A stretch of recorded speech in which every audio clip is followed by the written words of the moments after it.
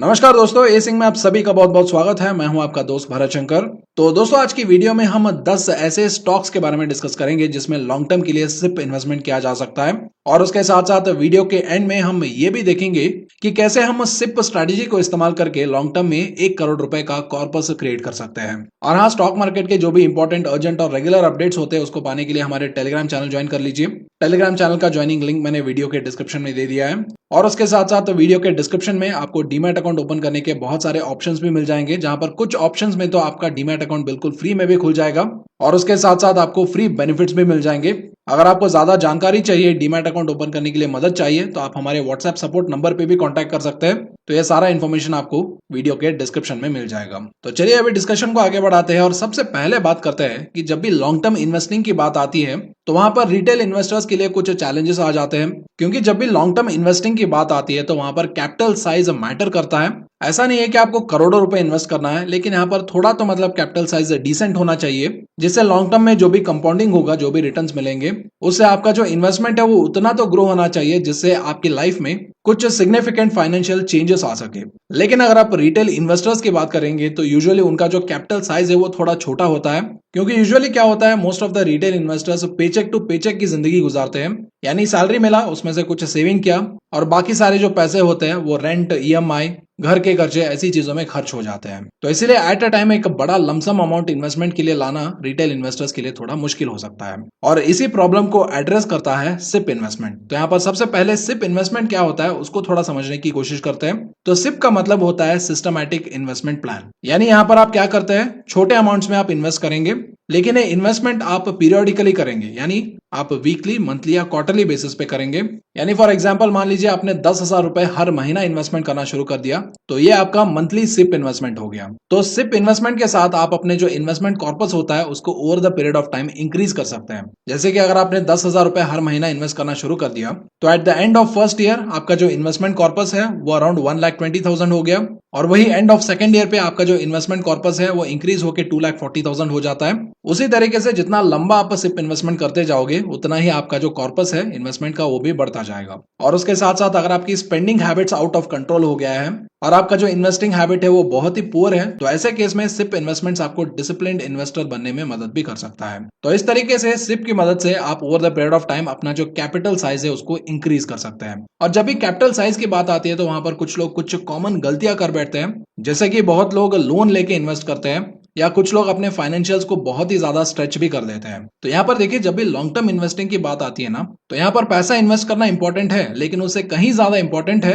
इसको लंबा होल्ड करना। और यकीन मानिए, स्टॉक मार्केट में पैसा ना बनाने का नंबर 1 कारण यही है, क्वालिटी स्टॉक्स को लंबा ना होल्ड करना। और इसीलिए बोला जाता है कि जो आपका लॉन्ग टर्म इन्वेस्टिंग जर्नी होता है उसको थोड़ा लाइट रखिए, थोड़ा टेंशन फ्री रखिए, जिससे आप इन स्टॉक्स को लंबा होल्ड कर सके। और इसी कारण की वजह से लोन लेके इन्वेस्ट करना या अपने फाइनेंशियल्स को स्ट्रेच करके इन्वेस्ट करना, that could be a very bad idea for long term investors. और उसके बाद नेक्स्ट सवाल आता है कि सिप इन्वेस्टमेंट्स के लिए स्टॉक कैसे चुने। तो यहाँ पर अलग अलग लोग अलग अलग क्राइटेरिया के बेसिस में स्टॉक्स चुनते हैं। तो यहाँ पर मैं आपको कुछ क्राइटेरिया बताऊंगा जिसके जरिए मैंने आज की जो 10 स्टॉक है उनको चुना है। तो यहाँ पर पहला क्राइटेरिया है, कंपनी जो है वो फंडामेंटली बहुत ही ज्यादा स्ट्रांग होना चाहिए। और दूसरा क्राइटेरिया है, ये एक एस्टैब्लिश्ड लार्ज कैप कंपनी होना चाहिए। और तीसरा क्राइटेरिया ऑप्शन है, अगर आपको मोनोपोली कंपनी मिलता है तो ये और भी अच्छा है, तो ऐसे कंपनीज को भी आप अपने पोर्टफोलियो में इंक्लूड कर सकते हैं। और मोनोपोली स्टॉक्स का सिग्निफिकेंस क्या है उसको मैंने अपने जो मोनोपोली स्टॉक्स का वीडियो है उसमें मैंने डिटेल एक्सप्लेन किया है, उसका लिंक ऊपर कार्ड्स में, नहीं तो वीडियो के डिस्क्रिप्शन में आपको मिल जाएगा।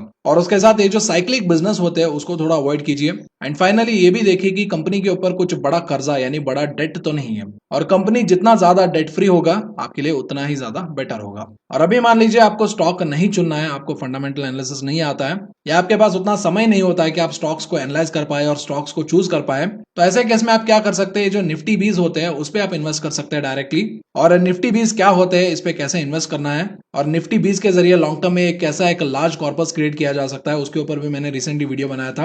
यहाँ पर ऊपर कार्ड्स में आपको ये वीडियो मिल जाएगा, आप उस वीडियो को चाहे तो देख सकते हैं। तो अभी नेक्स्ट सवाल आता है कि अगर मुझे सिप इन्वेस्टमेंट शुरू करना है तो मैं सिप इन्वेस्टमेंट कैसे कर सकता हूँ। तो उसके लिए 2 ऑप्शन है। पहला ऑप्शन है, आप अपने डीमैट अकाउंट में सिप इन्वेस्टमेंट फैसिलिटी अवेलेबल है या नहीं उसको जाके चेक कर सकते हैं। अगर वहां पर सिप इन्वेस्टमेंट फैसिलिटी है तो आप डायरेक्टली वहां से सिप इन्वेस्टमेंट स्टार्ट कर सकते हैं। और ज़ेरोधा में आप सिप इन्वेस्टमेंट कैसे क्रिएट कर सकते हैं उसको मैंने हमारे Zerodha kite master class tutorial में कवर किया था, और उस वीडियो का लिंक आपको यहाँ पर ऊपर कार्ड्स में मिल जाएगा, नहीं तो वीडियो के डिस्क्रिप्शन में भी मिल जाएगा। तो ये है पहला ऑप्शन। और दूसरा ऑप्शन है स्मॉल केस का, जहां पर आप अपने खुद के स्मॉल केस पोर्टफोलियो क्रिएट कर सकते हैं और उसमें इन्वेस्ट कर सकते हैं। और मैंने इस ऐप का लिंक वीडियो के डिस्क्रिप्शन में दे दिया है, आप जाके उसे चेक कर सकते हैं। और उसके साथ साथ वीडियो के डिस्क्रिप्शन में आपको कुछ readymade quality long term stocks के पोर्टफोलियो में मिल जाएंगे, आप उन्हें भी जाके चेक कर सकते हैं। तो चलिए अभी डिस्कशन को आगे बढ़ाते हैं, और ये जो 10 स्टॉक है सबसे पहले इनका नाम जान लेते हैं, और उसके बाद हम ये भी देखेंगे कि कैसे ये जो सिप इन्वेस्टमेंट स्ट्रैटेजी है उसके जरिए हम 1 करोड़ रुपए का कॉर्पस कैसे लॉन्ग टर्म में क्रिएट कर सकते हैं। तो हमारे लिस्ट में सबसे पहला कंपनी है हिंदुस्तान यूनिलीवर लिमिटेड, जो कि एक बहुत बड़ी एफएमसीजी कंपनी है जो मोनोपोली मेंटेन करता है, और कंपनी के फंडामेंटल्स बहुत ही ज्यादा स्ट्रांग है। कंपनी का जो 3 साल का रिटर्न ऑन इक्विटी अगर आप देखेंगे तो वो अराउंड 48.81% है। कंपनी डेट फ्री है। कंपनी अराउंड 1.31% की डिविडेंड यील्ड देती है, और कंपनी के पास अराउंड 4,471 करोड़ का कैश इक्विवेलेंट्स भी है। हिंदुस्तान यूनिलीवर के बाद नेक्स्ट कंपनी आता है पिडिलाइट इंडस्ट्रीज, जो कि केमिकल्स एंड एडिसिव सेक्टर में काम करता है। कंपनी ऑलमोस्ट डेट फ्री है। अगर आप इसके बैलेंस शीट देखेंगे तो वहां पर आपको 322 करोड़ का डेट नजर आएगा, लेकिन उस डेट को कंपनसेट करने के लिए कंपनी के पास अराउंड 451 करोड़ का कैश एसेट्स भी है। और वही अगर आप कंपनी का 4 इयर्स का रिटर्न ऑन इक्विटी देखेंगे तो वो अराउंड 24.45 है, और कंपनी का जो डिविडेंड यील्ड है वो अराउंड 0.34 है।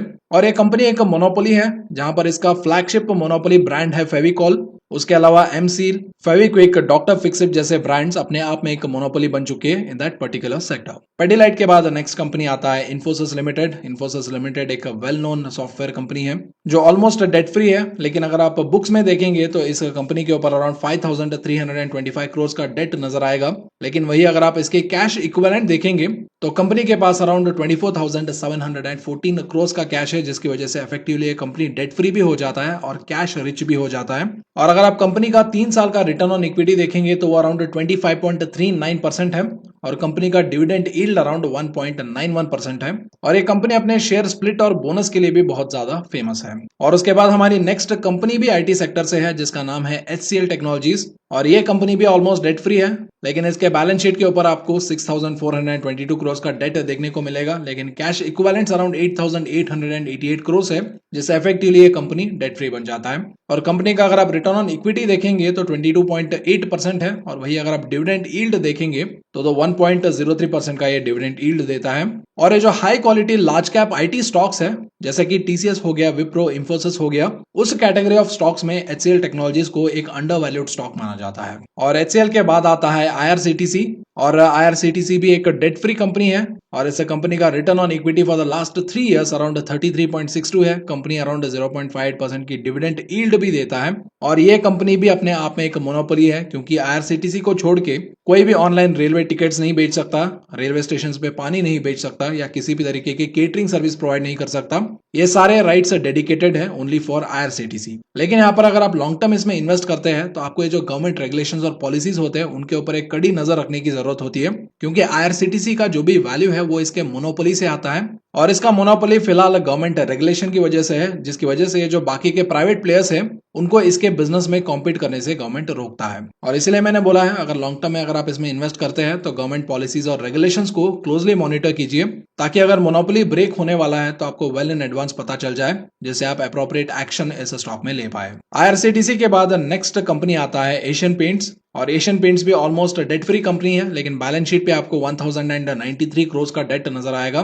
लेकिन अगर आप कंपनी के कैश इक्विवेलेंट और फ्री कैश फ्लो देखेंगे तो ये ऑटोमेटिकली इसके डेट को कंपनसेट करते हैं और कंपनी को वर्चुअली डेट फ्री बना देते हैं। और वही अगर आप कंपनी का 3 साल का रिटर्न ऑन इक्विटी देखेंगे तो अराउंड 26.37% है, डिविडेंड यील्ड अराउंड 0.61% है। और पेंट इंडस्ट्री में एशियन पेंट्स भी एक मोनोपोली कंपनी है, और इस मोनोपोली की खास बात यह है कि एशियन पेंट्स के जो प्रोडक्ट है वो मोनोपोली क्रिएट नहीं करता है, बल्कि एशियन पेंट्स का जो एनालिटिक्स है, जो डिमांड प्रेडिक्ट करता है, और इसका जो डिस्ट्रीब्यूशन नेटवर्क है वो एशियन पेंट्स के लिए एक मोनोपोली डोमेन क्रिएट कर देता है। और उसके बाद नेक्स्ट कंपनी आता है डिवीज लैबोरेटरीज, और ये कंपनी भी ऑलमोस्ट डेट फ्री है। कंपनी के बैलेंस शीट के ऊपर मात्र 4.83 करोड़ का डेट है, लेकिन वही अगर आप इसके कैश इक्विवेलेंट्स देखेंगे तो कंपनी के पास अराउंड 2,156 करोड़ का कैश है। यानी ये कंपनी डेट फ्री तो है ही, लेकिन उसके साथ साथ ये कंपनी कैश रिच भी भी है। और वही अगर आप कंपनी का सेल्स ग्रोथ देखेंगे इन द लास्ट 10 ईयर्स तो अराउंड 18.06% है। कंपनी का जो return on equity from the last 3 years around 21.5% है। कंपनी का डिविडेंड यील्ड अराउंड 0.38% है। और ये कंपनी एक बहुत बड़ा फार्मा इंग्रेडिएंट एक्सपोर्टर है, जहां पर ये advanced pharmaceutical ingredients, intermediates and nutraceutical ingredients बनाता है और इनको एक्सपोर्ट भी करता है। और डिवीज लैबोरेटरीज के बाद नेक्स्ट कंपनी आता है टाटा एलेक्सी लिमिटेड, और ये कंपनी भी ऑलमोस्ट डेट फ्री है। कंपनी के बैलेंस शीट के ऊपर 73 करोड़ का डेट दिखेगा, लेकिन इसके अगेंस्ट कंपनी के पास अराउंड 860 करोड़ का कैश है, यानी डेट फ्री भी है, कैश रिच भी है। और वही कंपनी का रिटर्न ऑन इक्विटी अगर आप देखेंगे तो लास्ट 3 इयर्स में कंपनी ने अराउंड 29.69% की रिटर्न ऑन इक्विटी कमाया है, और कंपनी अराउंड 0.64% की डिविडेंड यील्ड भी देता है। और ये कंपनी आजकल बहुत ज्यादा चर्चा में है, क्योंकि ये कंपनी इलेक्ट्रिक व्हीकल्स में जो सॉफ्टवेयर इस्तेमाल किए जाते हैं उसका एक कंप्लीट स्टैक और फ्रेमवर्क बना रहा है, जो जाहिर सी बात है टाटा मोटर्स के जो गाड़ियां हैं उसमें इस्तेमाल की जाएंगी। और उसके साथ साथ कहीं और बहुत सारे इलेक्ट्रिक व्हीकल मैन्युफैक्चरर्स भी इस सॉफ्टवेयर को टाटा एलेक्सी से लाइसेंस करके अपने इलेक्ट्रिक व्हीकल्स में इस्तेमाल करने वाले हैं। तो टाटा एलेक्सी के बाद हमारा नेक्स्ट कंपनी है नॉन बैंकिंग फाइनेंशियल सेक्टर से, जिसका नाम है बजाज फाइनेंशियल्स लिमिटेड। और इस कंपनी ने लास्ट 5 इयर्स में अराउंड 28.15% का कंपाउंड एनुअल ग्रोथ रेट से प्रॉफिट ग्रोथ दिखाया है, और कंपनी अराउंड 0.17% का डिविडेंड यील्ड भी पे करता है। और अभी कोविड-19 के सेकंड वेव आने की वजह से कंपनी के जो फर्स्ट, सेकंड और थर्ड क्वार्टर है उसमें कुछ सिग्निफिकेंट इंपैक्ट हो सकता है एनपीए के रूप में, जिसकी वजह से शेयर प्राइस में करेक्शन भी देखने का चांसेस है। अगर ऐसे करेक्शंस होते हैं तो एक अच्छा मौका प्रोवाइड करते हैं इस स्टॉक को एक्यूमुलेट करने के लिए, क्योंकि बहुत ही क्वालिटी कंपनी है। अगर कोविड का इंपैक्ट होता भी है एनपीएस के रूप में तो इससे ये जल्दी उभर के आएगा और वापस अपना जो ग्रोथ है उसको ट्रैक पे ले आ सकता है। और बजाज फाइनेंस के बाद जो नेक्स्ट कंपनी है वो एक बैंकिंग कंपनी है, जिसका नाम है एचडीएफसी बैंक, जो कि बहुत ही वेल नोन ब्रांड है। और इस कंपनी ने लास्ट 5 इयर्स में अराउंड 19.98% का प्रॉफिट ग्रोथ डिलीवर किया है, और कंपनी ने लास्ट 10 इयर्स में अराउंड 18.67% का सेल्स ग्रोथ प्रोवाइड किया है। कंपनी कोई भी डिविडेंड नहीं देता है, लेकिन कंपनी का जो बिजनेस है वो बहुत ही ज्यादा स्टेबल है। और अभी जो कोविड-19 का जो सेकंड वेव है उसकी वजह से जो भी इंपैक्ट होने वाला है वो एचडीएफसी पे कम हो सकता है कंपेयर टू अदर बैंक्स, ऐसा बोला जाता है, जिसकी वजह से जो भी फ्लक्चुएशंस बाकी बैंक के जो स्टॉक है उसमें नजर आएंगे, उसके कंपैरिजन में एचडीएफसी का जो शेयर है वो थोड़ा स्टेबल और कंसिस्टेंट होना चाहिए। तो ये थे वो 10 शेयर जिसमें लॉन्ग टर्म के लिए सिप इन्वेस्टमेंट किया जा सकता है। तो चलिए अभी जानते हैं कि अभी ये जो सिप की इन्वेस्टमेंट स्ट्रेटेजी है उसके जरिए कैसे हम 1 करोड़ रुपए का कॉर्पस लॉन्ग टर्म में कैसे क्रिएट कर सकते हैं। और इसको जानने के लिए सबसे पहले हमें ये देखना पड़ेगा कि हमारे इन्वेस्टमेंट से हमें किस तरीके का रिटर्न मिल सकता है, किस तरीके के रिटर्न हम एक्सपेक्ट कर सकते हैं, पहले हमें उसे जानना पड़ेगा। तो उसको जानने के लिए हम क्या करेंगे, कुछ लार्ज कैप स्टॉक्स के ये जो 10 साल का कंपाउंड एनुअल ग्रोथ रेट है वो कितना है वो पहले देख लेते हैं। तो यहाँ पर मैंने कुछ स्टैंडर्ड स्टॉक चुने हैं। तो पहला स्टॉक है टीसीएस, जिसका 10 साल का compound annual growth rate around 18% है, रिलायंस का 17% है, हिंदुस्तान यूनिलीवर लिमिटेड का अराउंड 22% है, एशियन पेंट्स का 25% है। और इस डेटा के बेसिस पे अगर हम एक रेंज निकालेंगे तो हमारा रिटर्न जो है वो इन बिटवीन 18% से लेके 25% के बीच में हो सकता है। तो यहाँ पर just be on the safer side हम क्या करेंगे, हम 18% से भी ये रिटर्न कम कंसिडर करेंगे, और हम यहाँ पर कंसिडर करेंगे अराउंड 16% ऑफ रिटर्न्स। और उसके बाद मान लेते हैं कि मैं मंथली सिप इन्वेस्टमेंट करूंगा, और मेरा मंथली सिप इन्वेस्टमेंट होगा 10,000 रुपए। और अभी ये जो सिप इन्वेस्टमेंट है ये मैं सिप इन्वेस्टमेंट 5 साल तक करूंगा, और उसके बाद नेक्स्ट 15 ईयर्स तक मैं इन स्टॉक्स को होल्ड करूंगा। यानी मैंने 5 साल इन्वेस्ट किया और 15 साल होल्ड किया, यानी टोटली मैंने यहाँ पर अपने इन्वेस्टमेंट में 20 ईयर्स स्पेंड किया। तो अगर मैं ऐसा करता हूं तो मैंने अराउंड 6.1 लाख रुपीज इन्वेस्टमेंट किया, और 20 इयर्स में मेरा ये इन्वेस्टमेंट ग्रो होके अराउंड 1.02 करोड़ यानी 1 करोड़ 2 लाख रुपीज का कॉर्पस ये बन सकता है। और इसके लिए आपने क्या किया, बस 5 साल के लिए आपने हर महीना 10,000 रुपए का सिप इन्वेस्टमेंट किया। और इसके अलावा चांसेस ये भी है कि जिन कंपनीज को आप होल्ड कर रहे हैं उन कंपनीज में आपको बोनस शेयर्स मिल जाए या उसका शेयर स्प्लिट हो जाए, तो ऐसे केस में आपको और ज्यादा फायदा होगा। और इन फायदों के साथ साथ डिविडेंड्स भी मिलता है, जिससे थोड़ा एडिशनल कैश फ्लो भी आ जाता है, जिसको आप फिर से अपने जो लॉन्ग टर्म स्टॉक्स है उसमें री इन्वेस्ट कर सकते हैं। और जाने से पहले वीडियो को लाइक करके हमारी टीम को अप्रिशिएट जरूर कीजिए, और स्टॉक मार्केट के रेगुलर अपडेट्स पाने के लिए टेलीग्राम चैनल भी ज्वाइन कर लीजिए। एंड आई होप आज की वीडियो से आपने जरूर कुछ ना कुछ सीखा होगा। और ऐसे ही इन्फॉर्मेटिव वीडियोस अगर आप फ्यूचर में भी देखते रहना चाहते हैं तो एसिंग यूट्यूब चैनल को सब्सक्राइब कर लीजिए और बेल नोटिफिकेशन को भी दबा दीजिए। तो चलिए आज की वीडियो यहीं पर खत्म करते हैं। मैं आपसे मिलता हूं एक और इन्फॉर्मेटिव वीडियो में, तब तक के लिए this is Bharat Shankar signing off.